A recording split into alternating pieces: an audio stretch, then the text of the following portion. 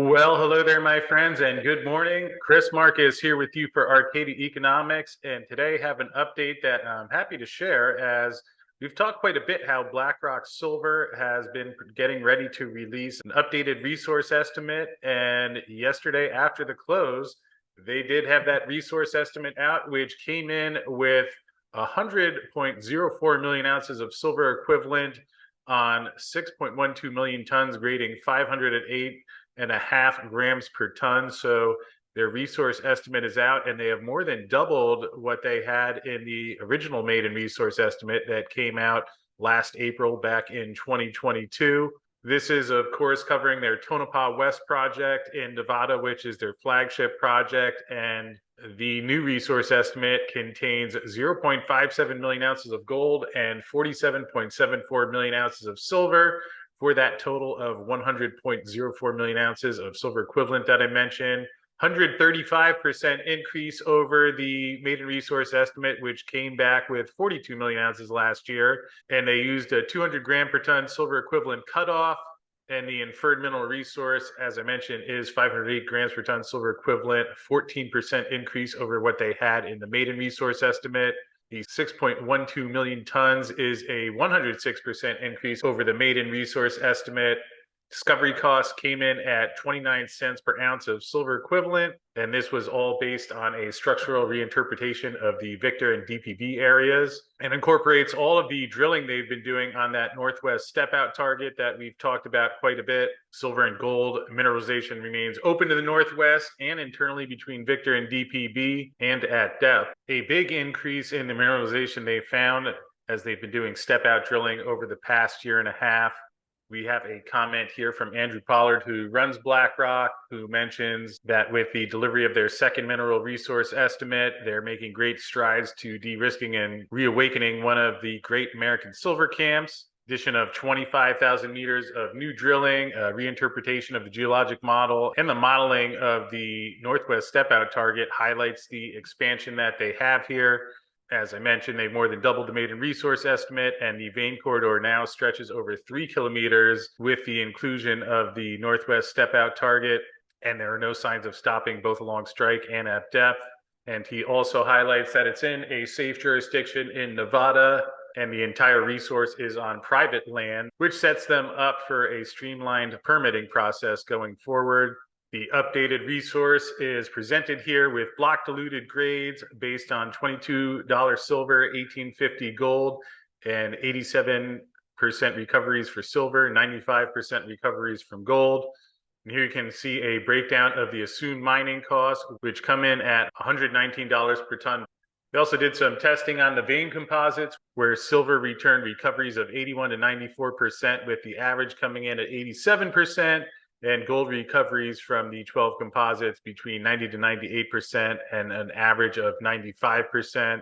Here you can see the breakdown of the tonnage and grade of where that 6.12 million tons comes from, with the largest portion being at Victor, where they had 2.193 million tons. This is all based on drilling of 198 drill holes covering over 125,000 meters between June of 2020 and December 15th of 2022, which cost a total of $28.75 million, which was expended since acquiring Tonopah West back in April of 2020, which comes in at a discovery cost of 29 cents per ounce of silver equivalent.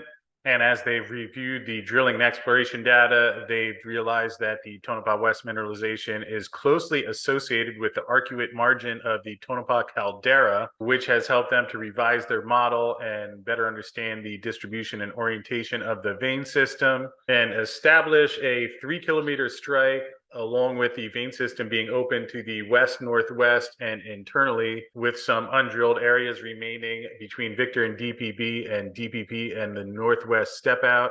The model is based on drill holes oriented between 90 to 50 degree inclinations, spaced approximately 50 to 100 meters along sections, with a 50-meter distance between sections in DPB.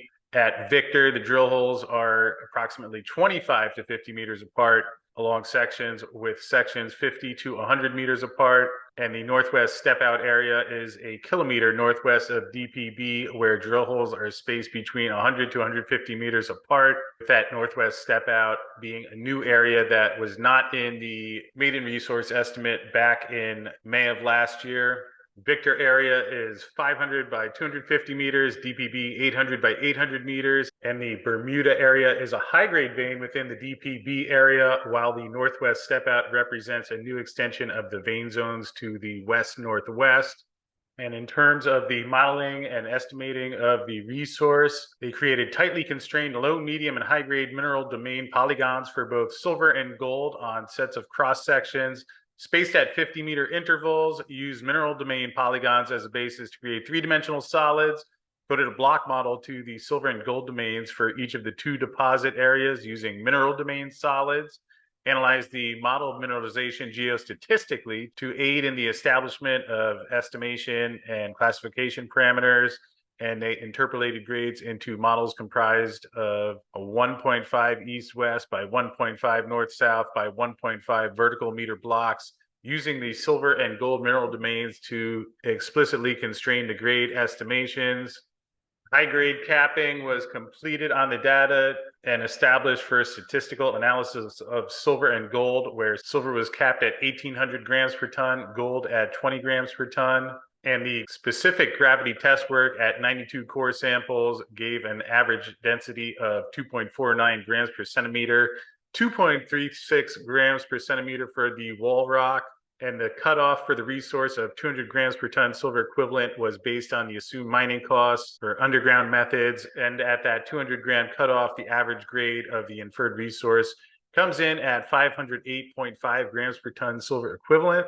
And following on today's news, they do have a technical report being prepared in accordance with NI 43101 within 45 days from now. And fortunately, to go through all of the news and the results in detail that they released here, Blackrock is hosting a webinar later this afternoon at 1 p.m. Pacific time.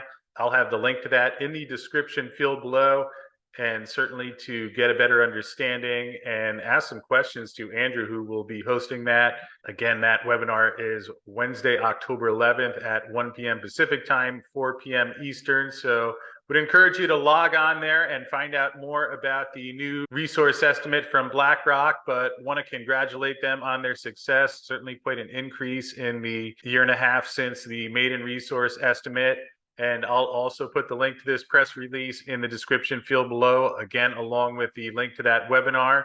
As we take a quick look at the stock here, you can see Blackrock up 2.5 cents, which is a 12.4% gain on the day. So news being received positively by the market, and hope you're having a great start to your morning out there. And congratulations to Blackrock, and I will see you again a little bit later today.